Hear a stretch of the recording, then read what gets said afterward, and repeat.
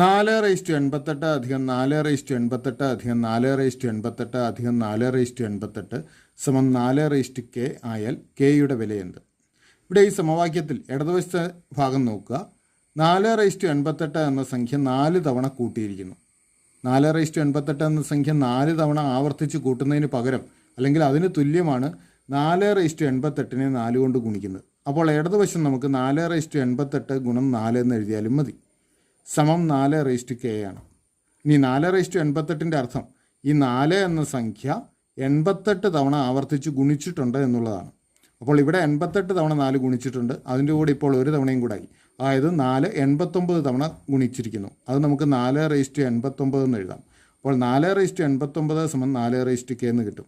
ഈ സംഖ്യകൾ രണ്ടും തുല്യമായതുകൊണ്ട് കെയുടെ വാല്യൂ 89 ആയിരിക്കും. k സമം 89 എന്ന് കിട്ടും. ശരി ഉത്തരം ഓപ്ഷൻ എ 89.